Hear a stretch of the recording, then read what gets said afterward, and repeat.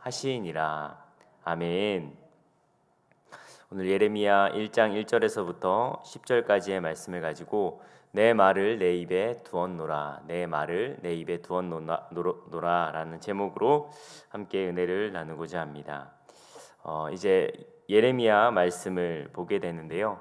예레미야는 유다 왕국이 멸망하는 시대의 구약의 예언자 중에 한 명입니다. 그는 요시야 왕, 오늘 본문 말씀 1절 말씀에 보았던 것처럼 13년, 요시야 왕 13년에 활동을 시작하여서 여호아스, 여호야김, 그리고 시드기야까지 그때 활동했던 선지자였습니다.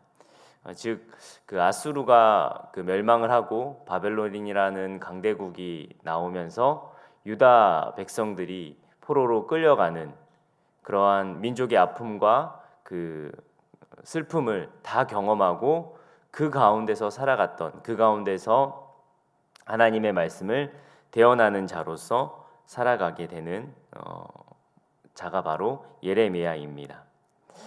그가 예루살렘의 함락과 동족들이 이집트로 끌려가는 그곳에서 마지막 설교를 한 후에 모든 활동을 마치게 됩니다. 그렇기 때문에 우리가 알고 있듯이 예레미야는 눈물의 선지자라고 할 수 있습니다. 여러분 인생 가운데 수많은 일들이 있지만 그래도 희노애락이라고 해가지고 정말 기쁜 일도 있고 슬픈 일도 있고 그런 일들이 반복되면서 우리가 그래도 살아갈 만하지 않습니까? 그런데 예레미야의 인생은 계속 슬픔과 어려움과 그리고 비참함과 이러한 것들만 바라보게 되는 것입니다. 그 가운데 그를 통해서 하나님께서는 자꾸만 그들을 회복시키실 것이라고 그리고 멸망시키실 거라는 그러한 이야기들을 쏟아내게 하십니다. 그러니 당연히 그 눈에는 눈물밖에 나올 것이 없고 그리고 그 인생 가운데는 어려움밖에 그렇게 슬픔밖에 나올 것이 없었을 것 같다라는 생각을 해봅니다. 예레미야는 오늘 본문 말씀에 나와 있던 것처럼 그의 출신을 아나돗의 제사장들 중에 hil기야의 아들 예레미야의 말이니라 라고 이야기합니다. 아나돗 출신 제사장입니다. 아나돗은 예루살렘에서 북동쪽에 위치한 지역으로 솔로몬 왕 때 추방당하였던 제사장 아비아달의 고향입니다. 그러니까 그 지역에 살았다라는 것은 결국 제사장 가문 가운데 그가 살아가게 되었고 특별히 그 제사장 가문 가운데 살아갔는데 아주 작고 아무것도 아닌 그런 출신자를 하나님께서 부르셨고 그에게 소명을 주시고 그에게 사명을 주셔서 하나님이 사용하신다라는 것입니다. 오늘 본문 말씀이 바로 예레미야를 부르시는 그 소명의 모습을 하나님께서 부르시는 장면이 바로 오늘 본문의 말씀인 것입니다.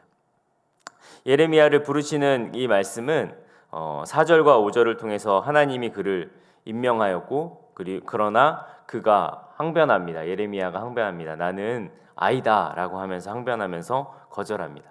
그랬더니 다시 하나님께서 설득을 하셔서 그를 세우시는 장면이 오늘 본문의 장면입니다. 이러한 것은 마치 모세를 하나님께서 세우셨을 때 나는 입이 둔한 자다, 나는 못 갑니다 라고 했었던 것처럼 그 모세의 그 모티브가 생각이 나는 그러한 장면입니다. 근데 오늘 이 예레미야의 이 소명을 하나님이 부르시는 그 장면을 통해서 우리가 깨달을 수 있는 것들이 있습니다. 예레미야의 이 소명은 하나님의 말씀 안에서 하나님께서 그를 계획하시고 예정하였다라는 것을 하나님은 강조하고 계십니다. 우리 4절과 5절 말씀 우리 한 번 더 읽어볼까요? 예레미야서 1장 4절과 5절입니다. 함께 읽겠습니다. 시작. 여호와의 말씀이 내게 임하니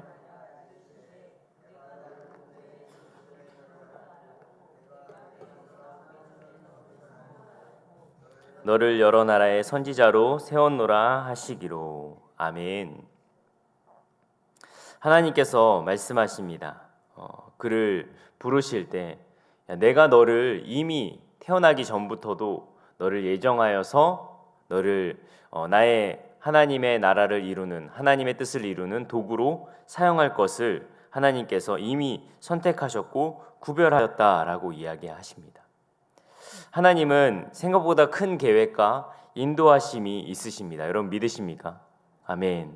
저와 여러분들을 부르셨을 때 그냥 아무것도 아닌 그냥 아무나 불러가지고 우리를 사용하시는 것이 아니라 하나님께서는 이미 모든 것들을 계획하시고 모든 하나님의 뜻을 이루기 위해서 우리를 부르시고 우리와 함께하고 계신다라는 겁니다. 그러니 우리에게 주어진 이 직분과 사명과 나에게 맡겨진 이 공동체라는 것이 단순히 그냥 우연히 만들어진 그런 것이 아니라 나를 왜 이곳에 부르셨는지, 나를 왜 이 자리에 세우셨는지 그 모든 것들은 하나님께서 계획하시고 인도하셨다라는 것입니다. 그것을 우리가 믿고 나아갈 때 하나님의 역사들이 일어나게 되는 것이고 하나님의 능력이 나타나게 되는 것입니다. 혹 아무도 믿지 않는 그 가정에서 나를 혼자 하나님이 부르셔서 나를 하나님께서 사용하고 계신다면 때로는 원망이 되고 어려움이 될 수 있겠죠. 그러나 하나님의 부르심, 하나님의 그 놀라운 섭리는 변함이 없고 틀림이 없고 늘 하나님이 옳다라는 것을 기억하는 저와 여러분 되기를 소망합니다. 하나님은 많은 것들을 계획해 두셨습니다.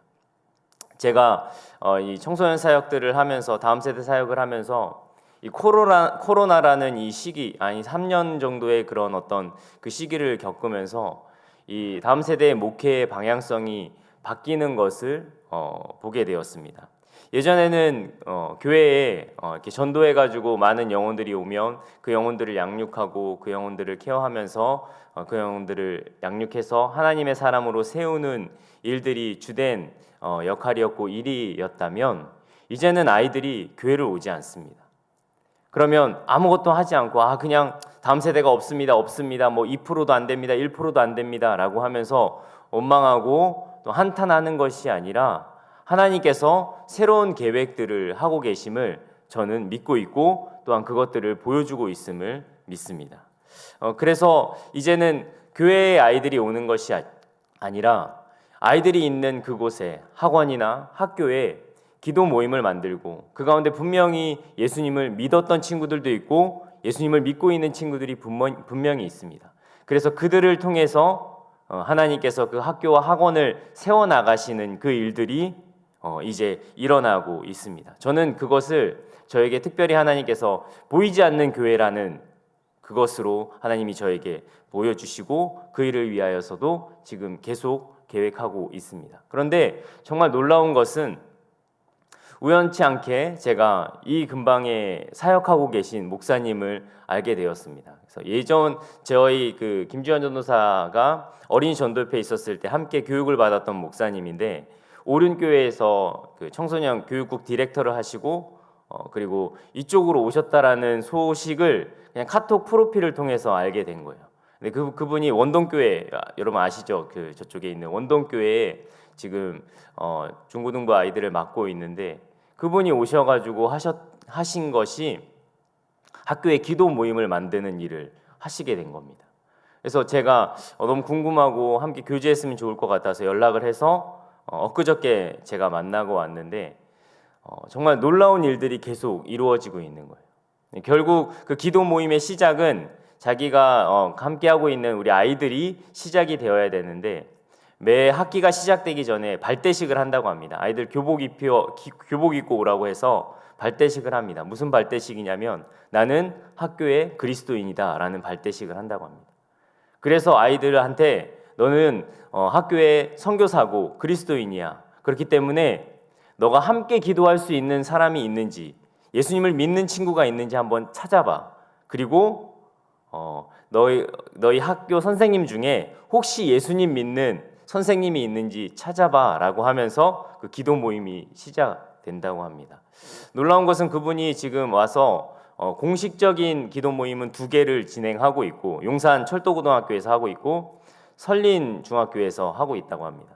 그래서 10개의 비공식적인 모임을 만들고 그리고 공식적인 모임을 이제 3개를 만드는 거를 준비하고 계신데 더 놀라운 것은 그분이 내가 이거 혼자 하기에 너무 어렵습니다. 하나님 저에게 동역자를 보내주세요 라고 하면서 자기 동기 목사들이랑 친구들한테 연락을 했는데 아무도 안 한다고 너무 멀고 그래서 못하겠다라고 했는데 제가 전화를 한 겁니다.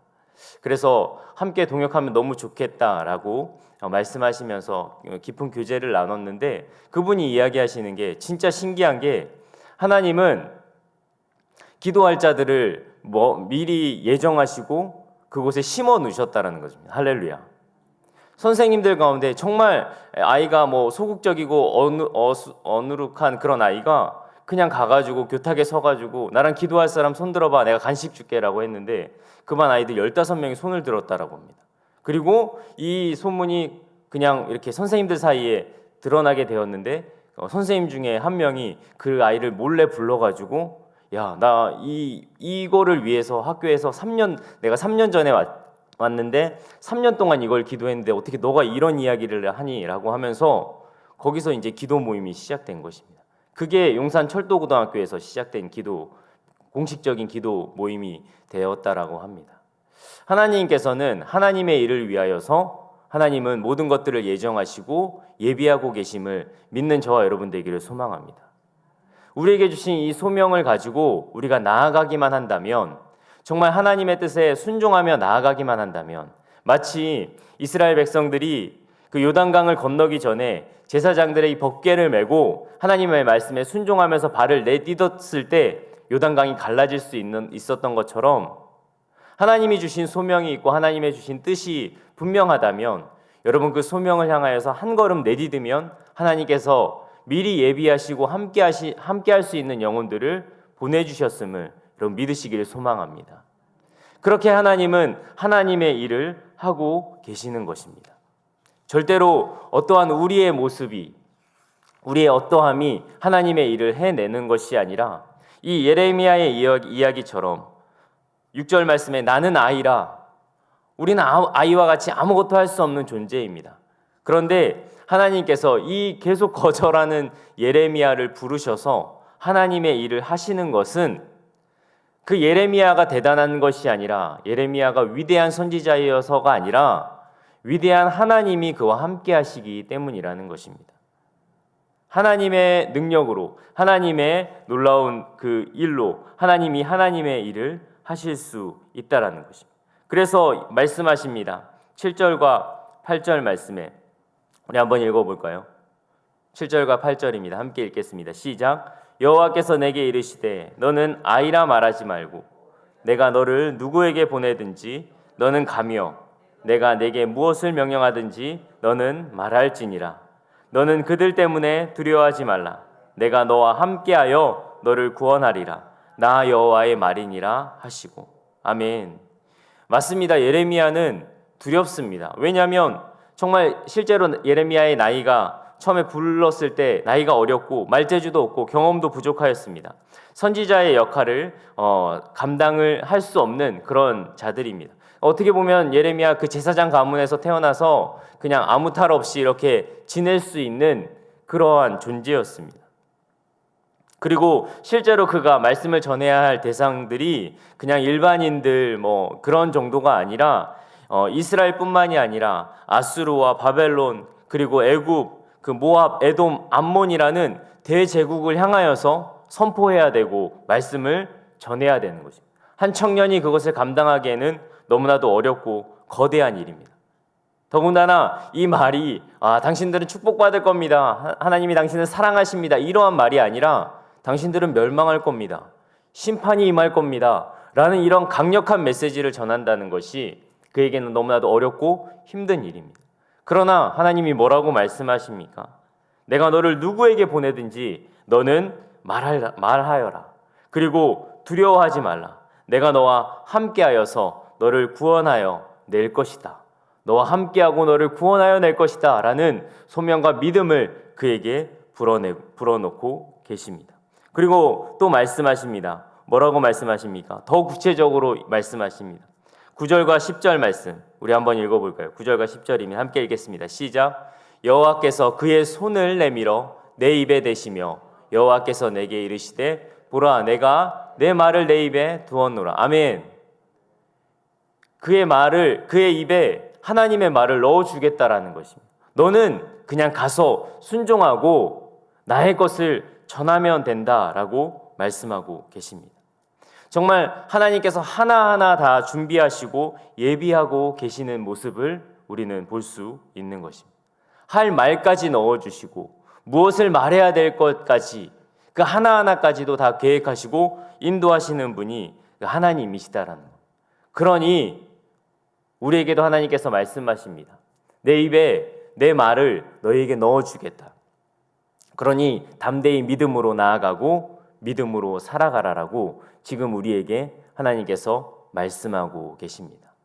하나님이 우리에게 요구하시는 것은 어떤 거대하고 엄청난 그러한 물질과 어떠한 이런 헌신을 요구하시는 것이 아니라 지금 나에게 보여주신 그 비전과 꿈을 향하여서 하나님의 뜻을 위하여서 한 걸음 내딛는 그 믿음의 그 요구를 우리에게 요청하고 계십니다. 그것은 우리가 대단하고 우리가 위대해서가 아니라 우리는 정말 이 예레미야와 같이 아무것도 아닌 출신이고 정말 누구도 알아주지 않는 그런 출신이고 그리고 어떠한 그런 멋진 말을 할 수 있는 그런 능력과 힘과 그런 어떤 것들도 갖춰져 있지 않는 그런 존재들입니다. 그러나 우리가 그 믿음을 향하여서 한 걸음 내디뎠을 때 우리가 우리의 어떠함으로 나타나는 것이 아니라 정말 하나님 이 위대하시고 능력이 많으시는 세밀하게 세심하게 하나하나 준비하시고 예비하시는 그 하나님이 우리의 하나님으로서 우리를 통해서 하나님의 뜻을 이루어내실 것을 믿습니다. 여러분 오늘 하루도 그 믿음을 갖고 여러분들에게 주어진 그 시간과 여러분들에게 주어진 그 일을 최선을 다하여 살아가기를 소망합니다. 그것을 통해서 하나님의 능력이 드러날 것이고 그것을 통해서 하나님의 나라가 이루어질 것입니다. 그것은 우리가 대단해서가 아니라 그 부르신 그 하나님의 그 위대하심이 우리를 이끌어 가실 거라는 겁니다. 우리가 잘 알고 있는 지난번에 봤던 로마서 11장 29절 말씀에 보면은 이러한 말씀이 있습니다. 제가 로마서 읽으면서 이번에 참 되게 좋았고 그리고 은혜가 되었던 말씀이 바로 이 로마서 11장 29절입니다. 로마서 11장 29절 말씀 우리 한번 읽어볼까요? 함께 읽겠습니다. 시작. 하나님의 은사와 부르심에는 후회하심이 없느니라. 아멘. 여러분을 하나님이 부르셨습니다. 여러분 하나님이 후회가 없으시고 하나님이 어떠한 것도 느끼지 않으시는데 왜 우리가 후회하고 우리가 절망합니까? 나는 왜 이렇게 살을까? 나는 왜 이렇게 할까? 라는 그러한 두려움과 연약함 가운데서 벗어나서 이 말씀 붙들고 하나님의 부르심에는 후회하심이 없다. 그것은 내가 완벽하고 내가 완전하기 때문이 아니라 완벽하신 그 하나님이 나를 부르셨기 때문에 그분이 예비하시고 예정하셔서 하나님의 일을 하실 거라는 그 믿음으로 오늘 하루도 승리할 수 있는 저와 여러분 되기를 소망합니다. 하나님의 그 부르심에는 후회하심이 없고 오늘 이 예레미야를 부르신 그 하나님이 우리도 한 사람 한 사람 부르셨습니다. 우리를 어떠한 공동체 안에 그리고 어떠한 집단 안에 우리를 부르셔서 그곳에서 그리스도인으로 우리를 부르셨습니다. 그렇다면 믿음의 요구를 넉넉히 감당해내고 그 하나님께서 요구하시는 그 믿음을 온전히 믿음의 걸음을 한 걸음 내어디딜 수 있는 저와 여러분 되어서 정말 하나님의 나라를 우리를 통해서 이루어 가시는 하나님의 놀라운 섭리와 능력을 경험하는 저와 여러분 되어지기를 간절히 축복하고 축원합니다. 아멘. 우리 시간에 함께 좀 기도했으면 좋겠습니다.